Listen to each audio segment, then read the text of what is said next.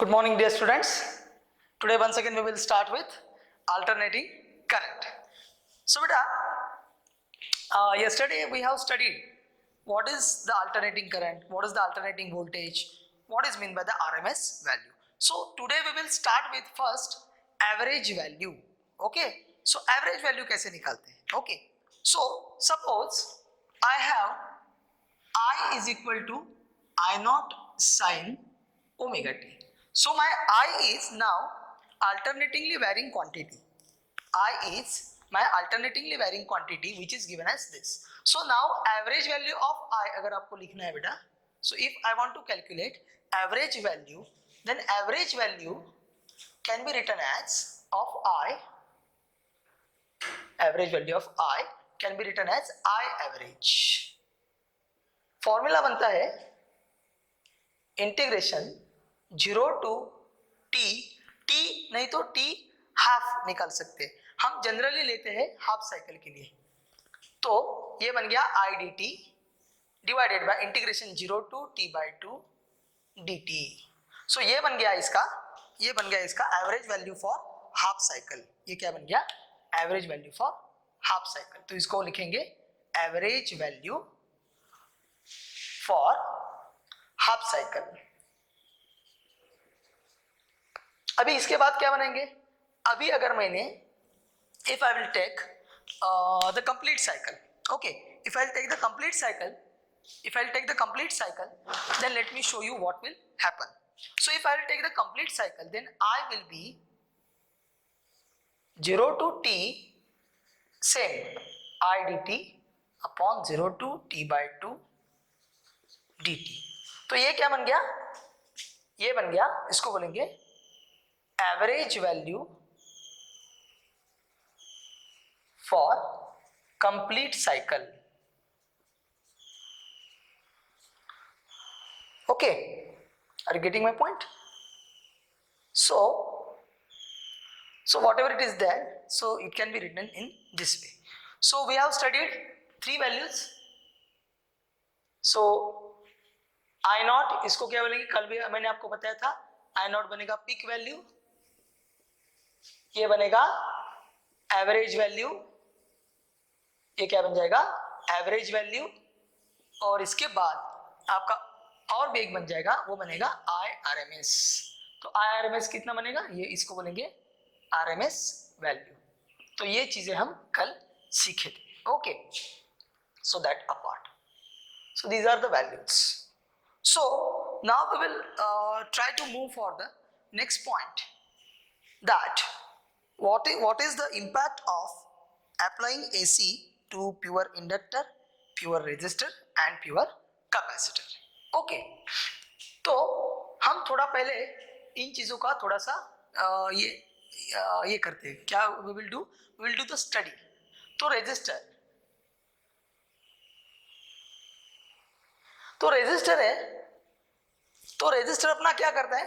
Resistor opposes the flow of current through it, flow of charge through it. तो resistor will try to oppose whatever the charge flowing through it, means whatever the current is there through the resistor, उसको वो resistor oppose करेगा. Are you getting my point? तो Ohm's law के साथ हम कैसे लिखते हैं? V is equal to IR. तो यहाँ पे अपना R कितना मिलेगा आपको? R मिलेगा V upon I. तो R मिलेगा V upon I.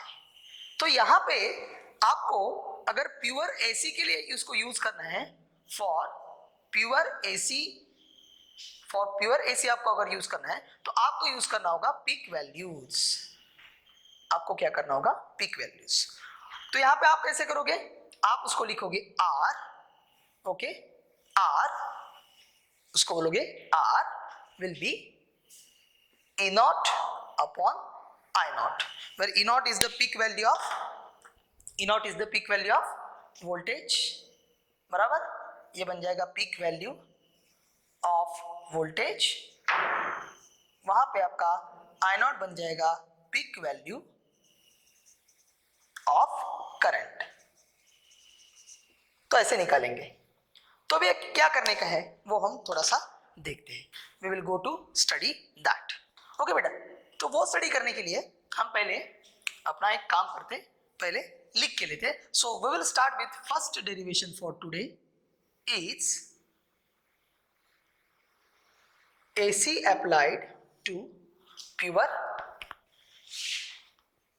resistor. So AC applied to a pure resistor. तो यहाँ पे हम डेरिवेशन को चालू करते हैं. तो मैं एक डायग्राम निकालता हूँ. एक प्योर रेजिस्टर लिया मैंने क्या किया, मैंने एक प्योर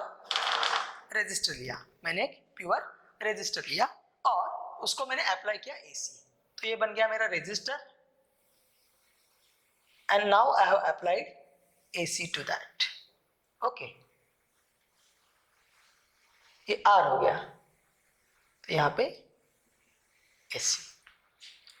तो इसका EMF कितना लिखेंगे हम? ऑफ कोर्स EMF लिखेंगे E is equal to EMF नहीं तो इसको क्या बोलेंगे, इसका voltage of AC, E naught sine omega T. So what will start with, consider AC voltage applied to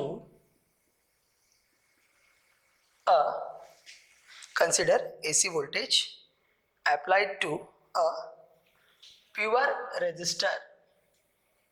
ये मैं पूरा आपको डेरिवेशन करके दिखा रहा हूं. प्योर रेजिस्टर बोलते हैं, pure resistor of resistance R. Resistor का रेजिस्टेंस कितना है आपका, R है. ओके, तो यहाँ पे देयरफॉर मैं क्या लिखूंगा, E is equal to E naught sine omega T.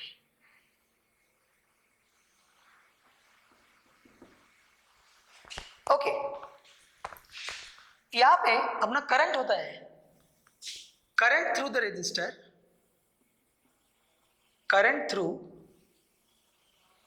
Resistor, कैसे लिखेंगे हम, I is equal to I naught sine omega T. यहाँ पे तो कुछ डायरेक्टली मतलब ज्यादा कुछ इसका ये नहीं, since E is equal to IR, Ohm's law use करेंगे यहाँ पे भी. E is equal to IR implies I will be E upon R, implies मेरा I नॉट क्या बन जाएगा, I not will be E not upon R. Okay, तो यहाँ पे मेरा E नॉट क्या बन जाएगा, मेरा E नॉट बन जाएगा, E not will be my peak value of voltage. I not क्या बन जाएगा, पिक वैल्यू ऑफ करंट बन जाएगा. E नॉट मेरा पिक वैल्यू ऑफ वोल्टेज बन जाएगा, वेयर एज I नॉट मेरा पिक वैल्यू ऑफ करंट बन जाएगा. तो अभी इसको निकालते हैं, what will be the outcome of that we will go for study. बाकी चीज को मैं हटा देता हूँ, है ना बेटा. तो इसको मैं हटा देता हूँ, ये जो है मैंने लिखा है सब एवरेज वैल्यू वगैरह, इसको हटाता हूँ और यहाँ पे उसका आउटपुट दिखाएंगे. तो दो लिखना पड़ेगा आपको. एक लिखेंगे पहले वेव डायग्राम और दूसरा लिखेंगे फेजर डायग्राम. तो वेव डायग्राम में ओके, वेव डायग्राम में कैसे निकालेंगे, let me draw a wave diagram. उसके पार्ट बना के लेते हैं. ओके, यहाँ पे बनाते हैं पार्ट 1, ये दूसरा बन गया पार्ट 2, तीसरा बन गया पार्ट 3. बस, तो दोनों भी साइन है. तो यहाँ पे क्या लिखेंगे, 0, T/4, T/2, 3T/4 and T. और ऊपर क्या लिखेंगे बेटा, ऊपर लिखने के लिए ऊपर लिखेंगे 0, Pi/2, Pi, 3Pi/2 and 2Pi. और यहाँ पे बन जाएगा T. और अपना वेरिंग क्वांटिटी कौन कौन सा है, पहला वेरिंग क्वांटिटी है अपना E is equal to E naught sine omega T, और दूसरा है I is equal to I naught sine omega T. तो भी उसको प्लॉट करने के लिए हम ट्राई करेंगे। ओके, सो उसको प्लॉट करने के लिए मैं क्या करता हूं, यहां पे देखो I क्या है, E नॉट अपॉन R है, so of course we get I naught will be less than E naught, I naught will be less than E naught. तो उसका वेरिएशन भी दिखाना है अगर आपको, if you want to show the variation, तो पहले E नॉट अगर मैंने ऐसे लिया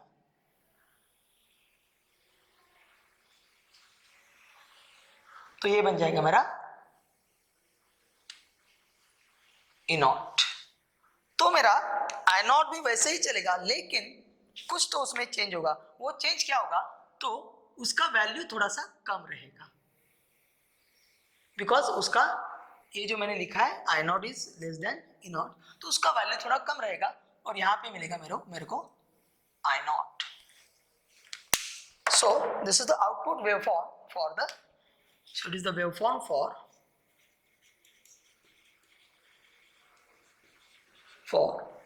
current and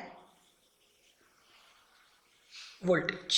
ये बन गया अपने करंट और वोल्टेज के लिए वेवफॉर्म। ओके, नाउ हम जाते हैं फेजर के लिए। ओके, फेजर कैसे बनेगा? फेजर तो एकदम सिंपल बनेगा बेटा। फेजर में क्या बनेंगे, एक पहले हम ये ऐसे करेंगे इसको, और अपना एक हॉरिजॉन्टल बन जाएगा। इसको हॉरिजॉन्टल बनाता हूं मैं। ओके, नीचे चला गया, फिर से उसको बनाता हूं ठीक से, आराम से। ठीक है, तो यहां पे फेजर कैसे रोटेट करेगा, एंटी क्लॉकवाइज। तो आप उसको दिखा सकते हैं ऐसे, anti clockwise rotating vector. Okay, तो बन गया है ये मेरा। अभी क्या करता हूं मैं, उसका ड्रॉ करता हूं। तो फेजर कैसे बन जाएगा मेरा, so I'll start with this। Okay, तो मेरा E कितना है, E naught sine omega T, तो ये बन जाएगा मेरा E नॉट, और यहां पे बन जाएगा मेरा,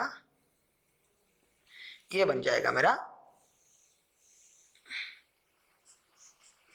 E नॉट, हाँ, और इसको ले लेंगे ओमेगा टी, ये बन जाएगा E naught sine omega t.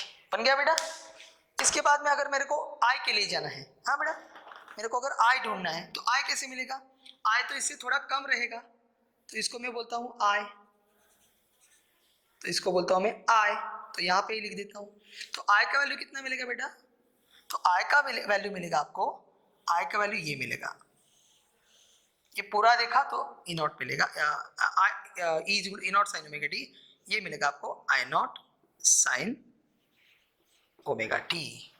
So यहाँ पे इंपॉर्टेंट चीज आपको क्या ध्यान में रखना होगा, तो इंपॉर्टेंट चीज you have to note down. So important क्या लिखोगे आप, वेरी इंपॉर्टेंट, इसको स्टार करके लिखता हूं, I am writing with the star, तो आप भी आपके नोटबुक में उसको नोट डाउन करो। 100% इंपॉर्टेंट। इंपॉर्टेंट क्या है, for AC applied to pure resistor, current and voltage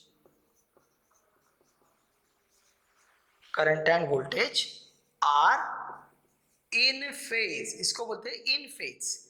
उन लोगों के बीच में डिफरेंस नहीं है, क्योंकि दोनों भी हम क्या करते हैं, साइन से ही दिखाते हैं। ये भी साइन में आ गया, ये भी साइन में आ गया, तो मैं बोल सकता हूं, I can speak that for AC applied to pure resistor, current and voltage are always in phase। So that was about total about the AC applied to pure resistor।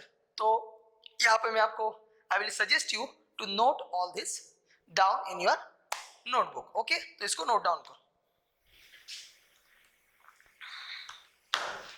बन गया बेटा। अभी इसके बाद में हम सीखेंगे AC applied to pure inductor। AC applied to pure inductor। तभी हम जाएंगे AC applied to pure inductor।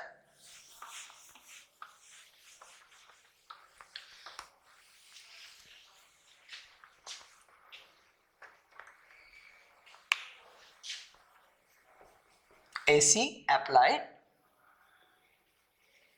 to pure inductor। तो यहां पे क्या हो जाएगा बेटा, यहां पे AC applied to pure inductor, यहां पे क्या बन जाएगा, मैं एक इंडक्टर निकालता हूं, उसका इंडक्टेंस L होगा जिसका, तो उसका मैं इंडक्टर निकालता हूं। ये बन गया इंडक्टर का diagram.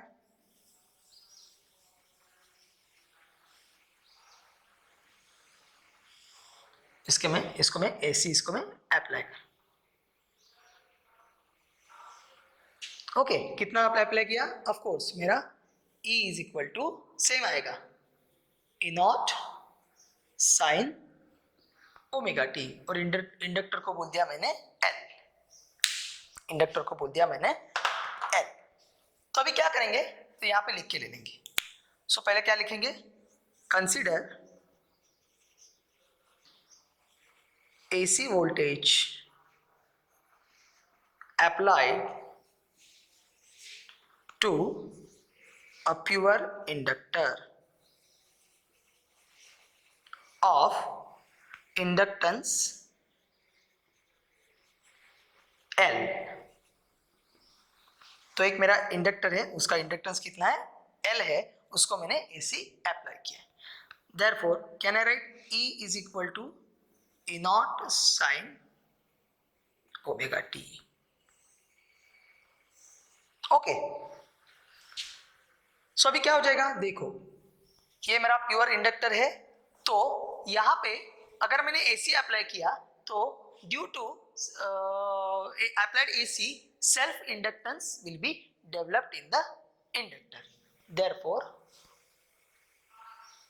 We can right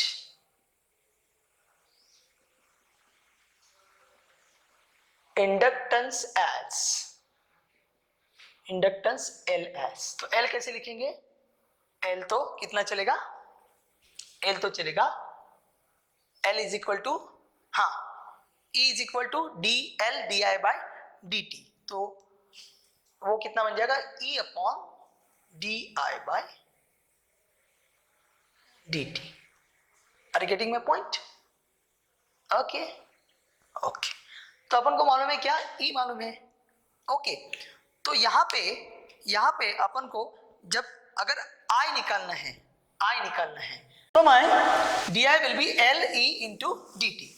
Therefore, can I write DI is equal to L into E का वैल्यू कितना बेटा मिलता है अपन को, E naught sine omega t, E naught sine omega T into DT मिल गया। Therefore, टोटल करंट मैं कैसे calculate कर सकता हूँ, total current I can write I is equal to integration DI। Therefore, I will be equal to L को बाहर निकालते हैं, E नॉट को बाहर निकालते हैं, integration sign omega T dt। कुछ नहीं किया मैंने, जो DI था इसका पूरा का इंटीग्रेशन लिया, और उसमें मेरा E नॉट और L they both were constant, so I have taken the constant outside the integration and then I have started with integration of sin omega t, okay। So I will become, okay, sine cos का minus sign आता है, तो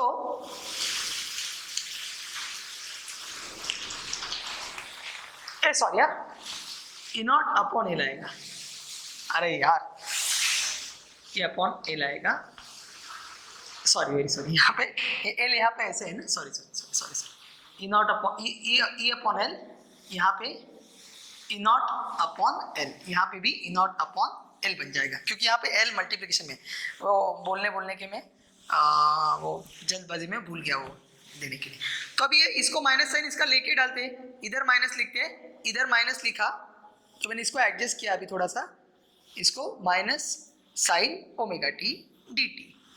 तो अभी minus sign omega T किसका है, तो minus sign omega T आपका कॉस का है, तो ये बन जाएगा minus E not upon L cos omega T, और इंटीग्रेशन में उसको डिवाइड करते हैं किसके डेरिवेटिव से, ओमेगा टी के डेरिवेटिव ओमेगा, तो ओमेगा टी का डेरिवेटिव मिलेगा ओमेगा, उससे हम उसको डिवाइड करेंगे, minus E not upon omega L cos omega T. ये बन गया अभी। ओके, तो if you go with cos omega T, तो आपने अगर sine omega t plus pi by two अगर कंसिडर किया,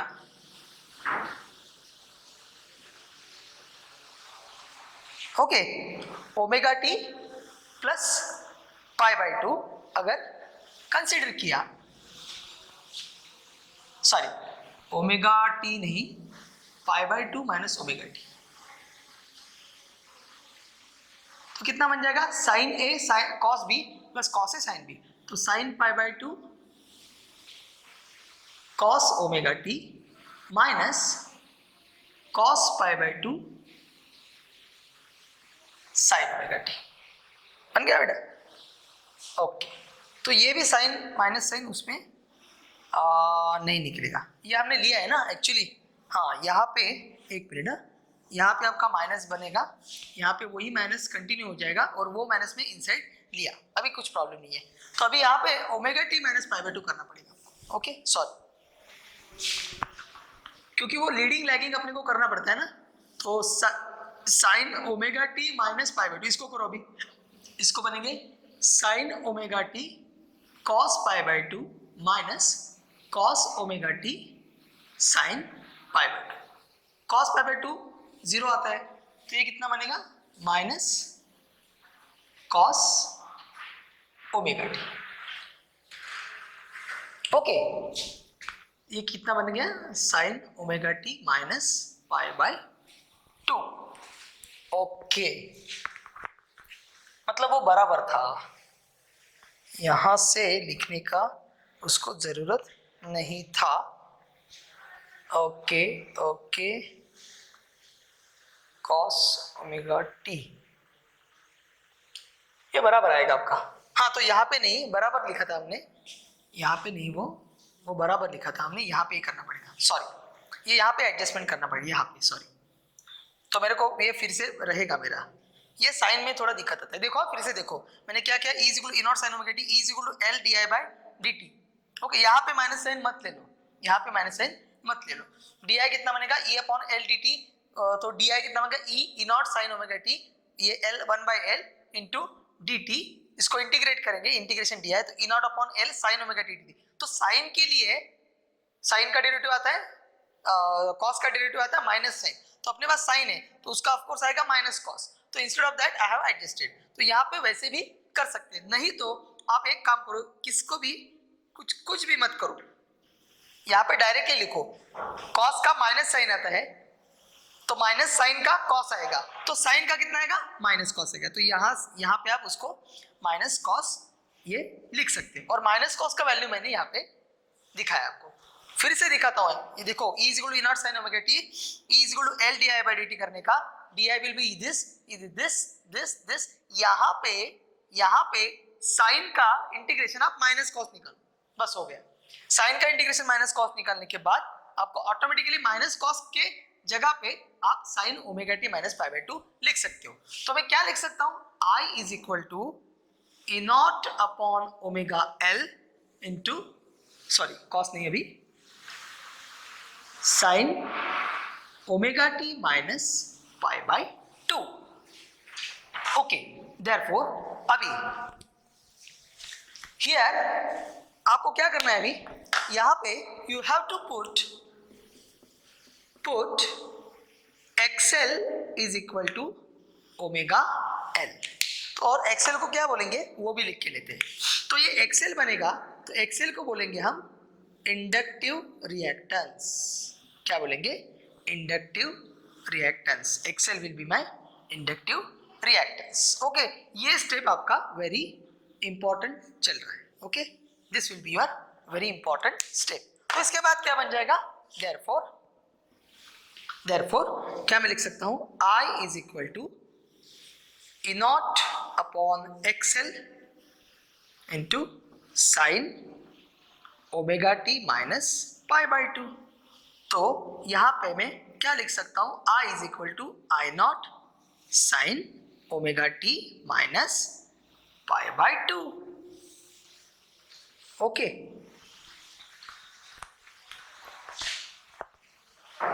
ओके बन गया। तो ये क्या बन गया देखो अभी, omega T minus pi by 2। तो इसलिए मैं क्या लिख सकता हूं, I naught will be E naught upon XL. ये बन जाएगा आपका पिक वैल्यू ऑफ करंट, इसको बोलेंगे peak value of current. Okay बन गया। ओके सो अभी क्या बन जाएगा देखो। ओके तो अभी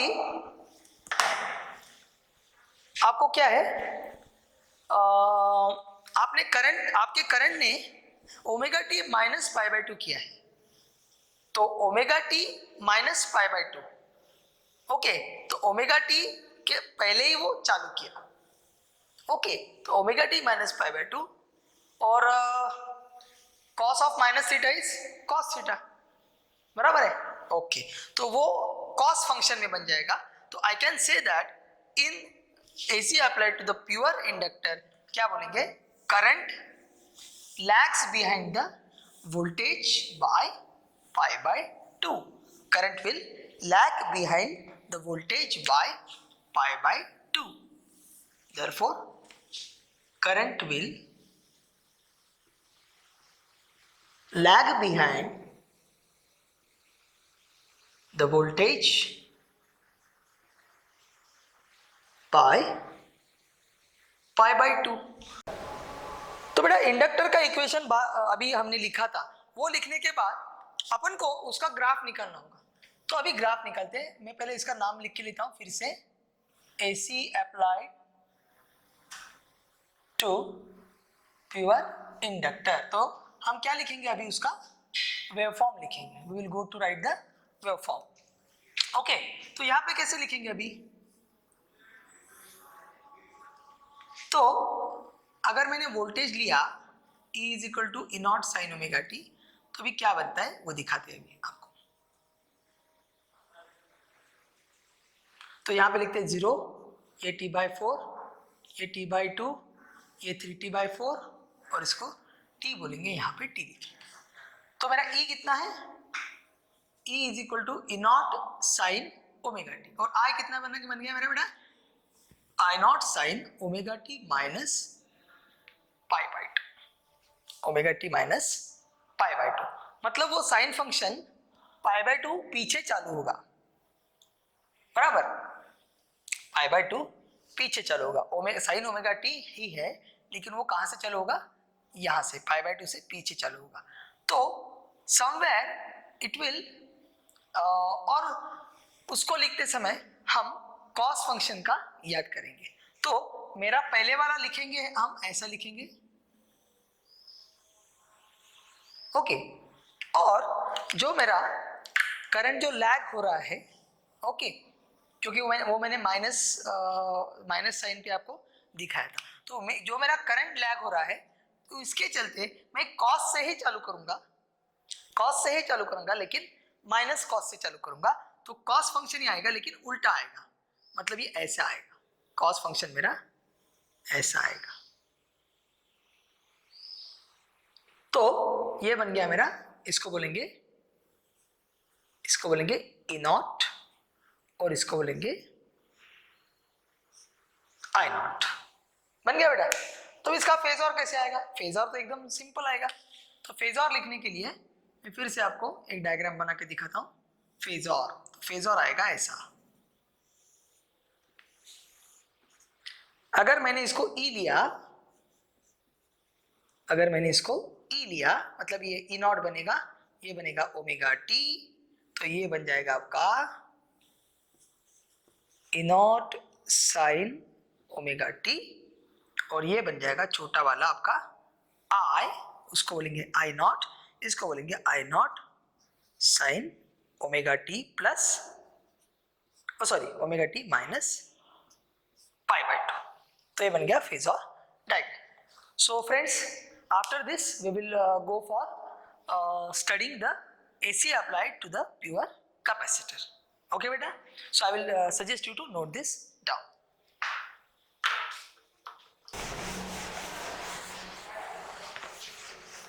So we will start with now AC applied to pure capacitor.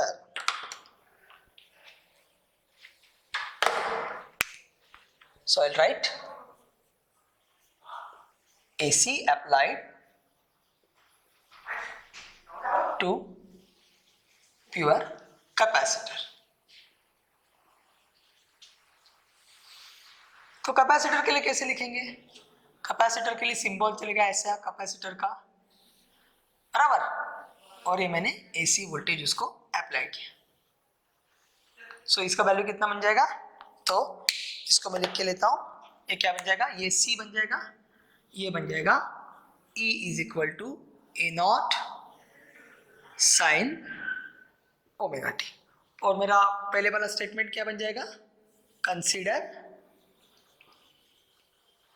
AC voltage applied to a pure capacitor of capacitance C. Capacitance C. तो ये बन गया. तो पहले अपना वोल्टेज के लिए क्या फॉर्मूला बनेगा? E is equal to E naught sine omega T. ये मेरा इनपुट वोल्टेज बन जाएगा. इसको इक्वेशन नंबर 1 बनता है. अभी but we know that for the capacitor, capacitor के लिए मैं क्या लिखता हूं? Q is equal to C V. Q is equal to C V और V is equal to Q upon C और V is equal to Q upon C.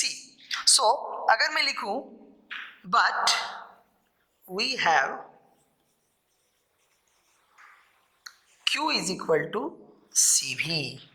So here for our case can we write, अपनी case के लिए, therefore here we can write, क्या लिख सकते हैं बेटा?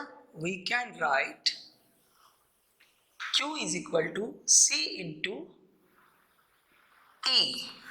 अपना वोल्टेज E है ना, तो therefore Q will become C into E naught sin omega T.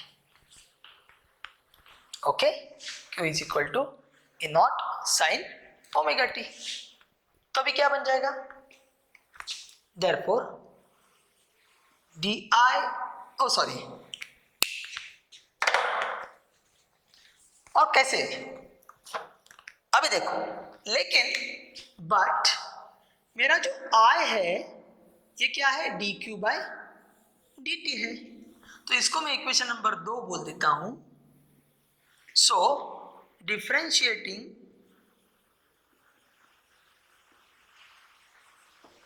Equation 2 with respect to t, तो मुझे क्या मिलेगा? Therefore I will be D Q by D T. तो क्या बन जाएगा बेटा? D Q by D T. तो अपना बन जाएगा D by D T of C into E naught into sine omega T. तो मेरा क्या बन जाएगा? I विल बी, इसको बाहर निकालते हैं, C into E naught sine omega T का डेरिवेटिव कितना है? साइन का cos, cos omega T into omega. Derivative of omega T is omega. Therefore I is equal to omega C E naught cos omega T. Omega C E naught cos omega T, बराबर. तो अभी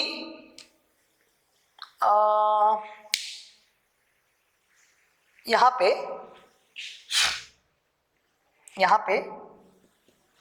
कैसे लिखेंगे? कैसे लिखेंगे यहां पे वो दिखाते हैं. तो यहां पे put XC is equal to 1 upon omega C. XC is equal to 1 upon omega C. तो यहाँ पे XC को बोलते हैं where my XC will become capacitive reactance. तो XC को क्या बोलेंगे हम? XC को बोलेंगे हम कैपेसिटिव रिएक्टेंस. पहले तो हमने एक्सेल लिया था, XL was our inductive reactance, XL was our inductive reactance, whereas now whatever we are having xc that is my capacitive reactance. तो xc मेरा बन गया capacitive reactance. तो मैं क्या लिख सकता हूं, I is equal to E not upon, अभी ओमेगा से उल्टा है तो मैं कैसे लिखूंगा, E not upon xc into cos omega T. Okay, तो अभी प्लस कॉस ओमेगा टी है, तो क्या मैं लिख सकता हूं डायरेक्टली, क्या मैं लिख सकता हूं, क्या लिख सकता हूं, sine omega t plus pi by 2, sine omega t plus pi by 2. So I क्या मिल गया, I is equal to I naught sine omega t plus pi by 2. तो यहां पे मैं क्या बोल सकता हूं, मैं बोल सकता हूं therefore I can say that therefore current leads the voltage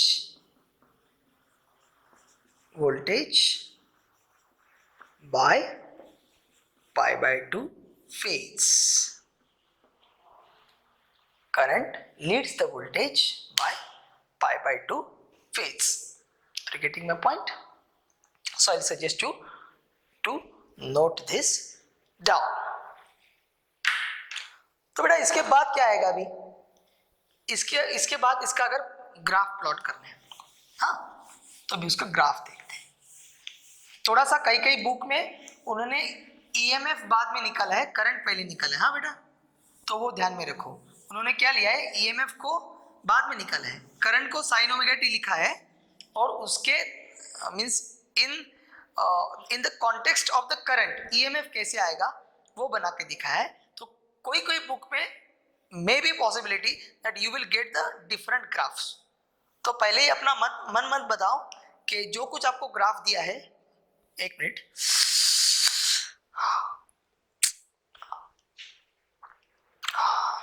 जो कुछ आपको ग्राफ दिया है, ओके, जो कुछ आपको ग्राफ दिया है वो पहले देखो उन्होंने कहां से चालू किया. नहीं तो आप बाद में कंप्लेंट नहीं कहते हो, सर नहीं वो आपने सिखाया, वो बोर्ड पे दिखाया, वो गलत दिखाया, नहीं तो ये इस बुक में गलत. मैं भी गलत नहीं, वो बुक वाला भी गलत नहीं. उन्होंने लिया है, उन्होंने अगर आई से चालू किया है तो वो करंट देके ईएमएफ कैसे आएगा. लेकिन समझने के लिए 3 चीज आपको इंपॉर्टेंट है. 3 थिंग्स आर वेरी इंपॉर्टेंट. पहला क्या है, अगर AC applied to pure resistor है तो current and voltage will in phase. दूसरा, AC applied to pure inductor है, current will lag behind the voltage और voltage will lead the current. बस ग्राफ कैसे भी हो, ये जो चीज है, ये जो मैं बताया हूं, whatever I told you this, the current will lag behind the voltage और voltage will lead the current. So उसमें से एक ध्यान में रखो, current will lag behind the voltage. तीसरा, AC applied to pure capacitor, current will lead the voltage or voltage will lag behind the current. ये whatever these things are there, they will not change. If they are starting with E, they will get I, then they will get another equation, another graph. If they are taking I first and then with respect to I, they are trying to calculate E, then of course they will be getting different thing. Okay, so don't worry about that. Whatever is given in your NCERT book, refer that also. ऐसा नहीं है कुछ, और जो हमने इधर बताया है that is correct, very accurate, there is no problem. Okay, तो अभी हम इसके ग्राफ के लिए निकलते हैं.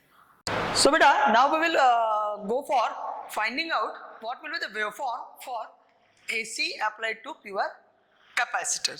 ठीक है बेटा, तो वेवफॉर्म पहले करते हैं. वेवफॉर्म निकालने के लिए तभी अपन का क्या है, कॉस का है. और यहां पे अगर आपने देखा तो XC क्या है, 1/ωc है. तो यहां पे मेरा I नॉट जो बन जाएगा वो E नॉट से ज्यादा बनेगा. ये ध्यान में आपको रखना पड़ेगा. तो मैं अभी इसका एक ग्राफ बना के लेता हूं. इसको बनाया मैं और इसको भी बनाता हूं.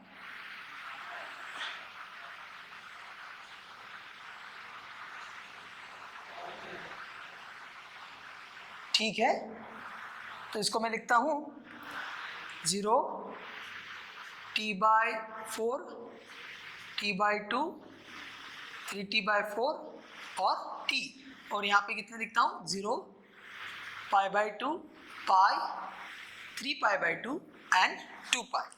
तो अब ये क्या बन जाएगा बेटा? तो पहले तो मैं वोल्टेज लिखता हूँ E is equal to E0 sine omega T, वो मेरा है E क्या है मेरा? E0 साइन ओमेगा टी है। तो अगर मेरा E0 साइन ओमेगा टी है, देन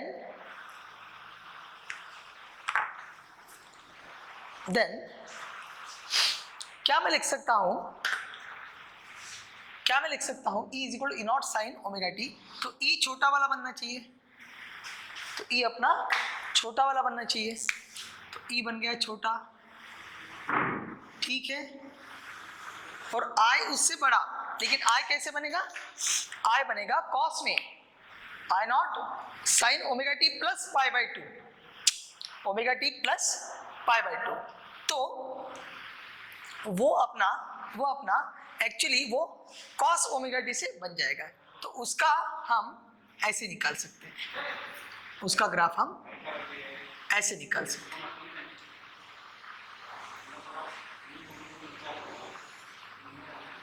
ओके, तो ये बन गया। और अभी अगर अपन को फेजर अगर निकालना है, तो फेजर के लिए यहाँ पे लिखता हूँ मैं अभी फेजर। तो फेजर के लिए कैसे दिखेगा? तो ये अगर मेरा E है, E को छोटा लिखता हूं क्योंकि I E से बड़ा है। तो बेटा ये बन जाएगा मेरा, एक मिनट, तो ये बन जाएगा, इसको लिखता हूं, ये अगर E0 लिखा तो ये बन जाएगा E0 साइन ओमेगा टी, तो इसको बोलेंगे ओमेगा टी। ओके, और यहाँ पे प्लस π/2 मतलब यहाँ पे आपका करंट दिखाएंगे, उसको बोलेंगे I0। तो ये कितना बन जाएगा? ये बन जाएगा अपना, ये बन जाएगा आपका I0 sine omega t plus π/2। So that was all about the AC applied to the pure capacitor. So friend, up till now we have discussed about the AC applied to pure resistor, AC applied to pure inductor, and AC applied to pure capacitor. And we have seen how we can get the voltage, how we can get the current, and also we have seen how we can see the waveforms as well as how we can see the phasors. So right now, after this, we will go for some combinations of the circuits. Okay. So before that, let me tell you one important thing on which we have to solve the problems. अगर आपको problem आता है तो आपको ये अभी जो फॉर्मूले आपको लिख के देने वाला हूँ, ये आपको ध्यान में रखना है। तो पहली वाली बात आपको आ जाएगी E। तो E RMS, ये मैंने आपको कल बताया था, E0/√2। ये पहला इंपॉर्टेंट नंबर 1, ओके, इसके ऊपर आएगा। Second, IRMS is I0/√2, okay, ये आता है। ये किससे आता है आपको? जो कुछ आपका इक्वेशन है, E is equal to E0 sine omega t plus five, E is equal to E0 cos omega t plus five, I is equal to I0 sine omega T minus π/2, whatever it is there, whatever E0, that will be, you will be considering as the peak value. तो peak और RMS value का importance अपनी problem solving में बहुत होता है। Then you have to take care of peak value and RMS value. So friends, now whatever we learn for pure resistor, तो अब अपन अगर प्योर रेजिस्टर ले लेंगे तो for number 1, for pure resistor कुछ भी नहीं है,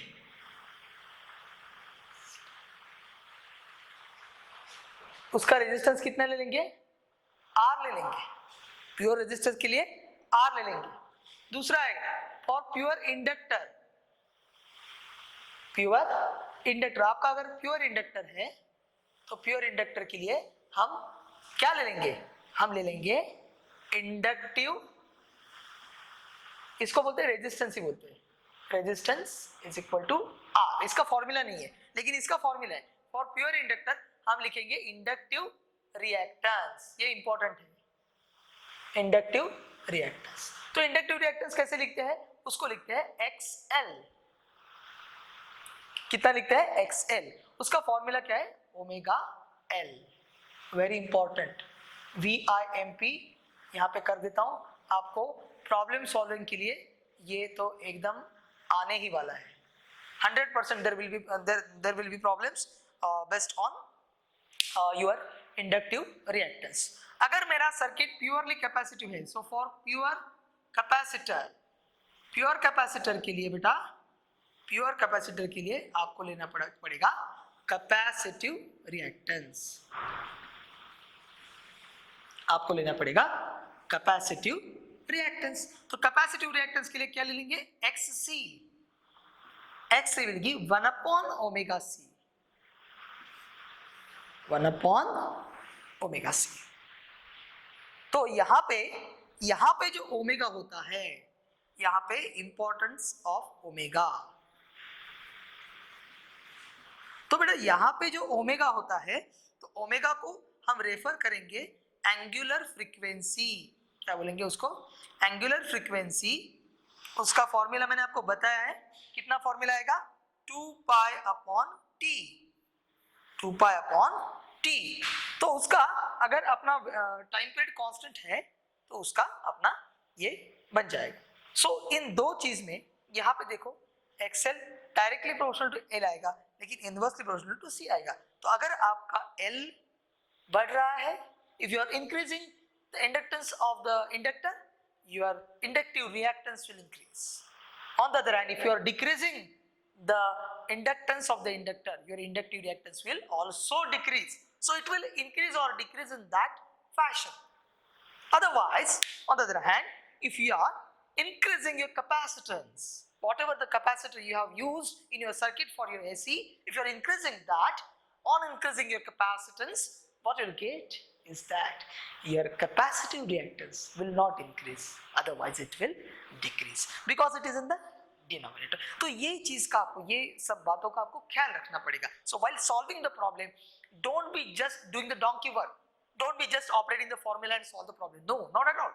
You have to go with your logic, और लॉजिक को यूज करते हुए आपको काम करना पड़ेगा।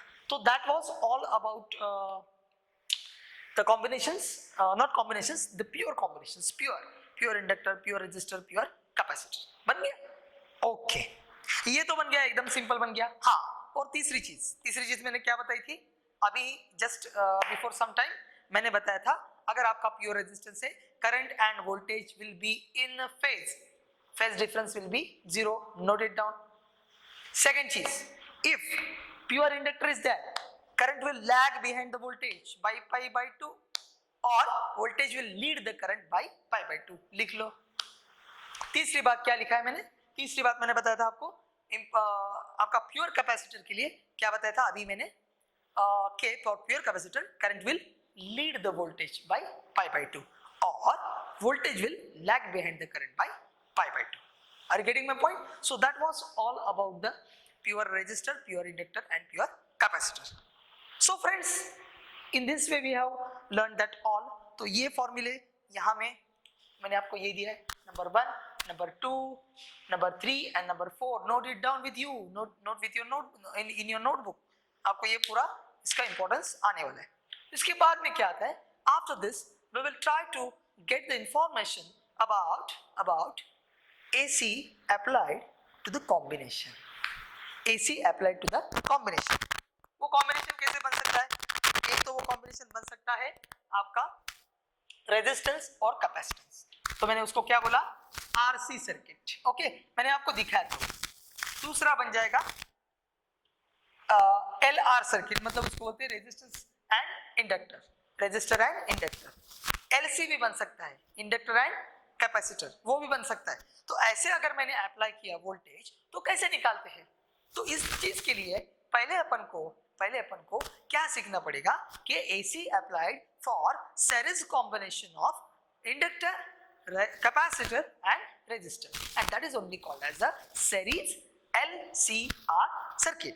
तो बेटा मैं क्या करूंगा, आज मैं आपको उसका आधा कुछ थोड़ा सा इंट्रोडक्शन करूंगा. And for next lecture, tomorrow's lecture, we will start with once again with series LCR circuit. So अभी तो उसका इंट्रोडक्शन थोड़ा सा करके लेते. तो आपका क्या होगा, you will also learn today for the LCR circuit, and for tomorrow for you people there will not be any problem. Okay, चलते हैं. तो series LCR circuit. So introduction to, तो यहाँ पे आज मैं आपको कुछ इसका पूरा नहीं बताने वाला.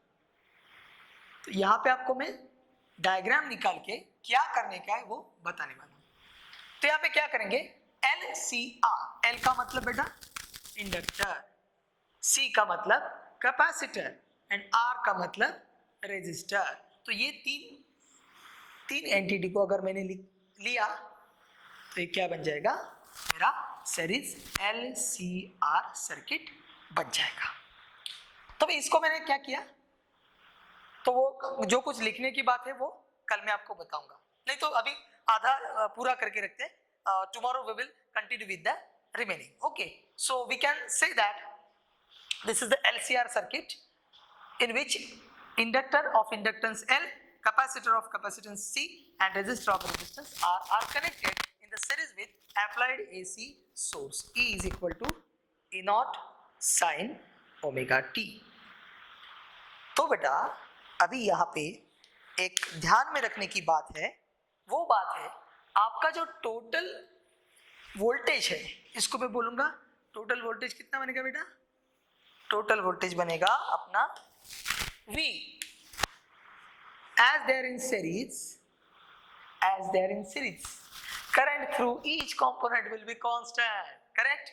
तो वोल्टेज कितना, इसको मैंने अगर V बोला तो यहाँ पे ये मेरा हो जाएगा वोल्टेज अक्रॉस VL. क्या बन जाएगा मेरा, VL बन जाएगा वोल्टेज अक्रॉस इंडक्टर. बन गया मेरा, ये बन गया VC. VC क्या बन जाएगा, voltage across capacitor, voltage across capacitor. और तीसरा मेरा बन जाएगा VR, वो क्या बन जाएगा मेरा, voltage across resistor, voltage across resistor. तो टोटल, सो यहाँ पे I कैसे हो जाएगा, I will be constant. So whatever the current flowing through each component, alternate current flowing through each component will here also be constant. This is the beauty of physics. जो मैंने आपको Ohm's law में पढ़ाया है. अभी जहाँ तक AC और DC की बात है, हम DC से AC में चले आए, फिर भी अपना ओहम्स लॉ अभी भी वैलिड करता है. तो whatever is the current which is flowing, तो करंट ऐसा नहीं हो जाएगा इसमें अलग बह जाएगा, इसमें अलग जाएगा, इसमें no, not at all. whatever is the current flowing through each component that will be constant. तो मेरा वोल्टेज कैसा बन जाएगा, voltage V is the applied voltage that E is equal to E naught sin omega t, वो बन जाएगा V is equal to VL plus VC plus VR. बन गया बेटा, V will be VL plus VC plus VR. तो कल हम सीखेंगे tomorrow we will learn how to find out this VL, how to find out this VC, how to find out this VR, and वो constant है, आपका current constant है. So for each one we have to calculate the equation, and by adding those equation and making a big equation, there will be a big equation. We will complete the derivation for LCR circuit, then we will go for the how waveforms are generated, and very important, what is the phasor. So तो ये LCR circuit है, you can derive it in two ways. One is called as calculus method और one is called as a phasor method. phasor method एकदम simple है, वो भी आपको मैं सेपरेटली बताऊंगा. और कैलकुलस मेथड मतलब उसमें आपको integral calculus and differential calculus, मतलब इंटीग्रेशन एंड डिफरेंशिएशन दोनों का आपको ख्याल करना पड़ेगा. So next lecture tomorrow we will start with the LCR circuit. So till now do your studies nicely. Whatever I have given you, your notes you make, try to show your notes to me. If any doubt is there, try to ask me. Stay home, stay safe, and be tuned with physics and your studies. Okay, bye bye.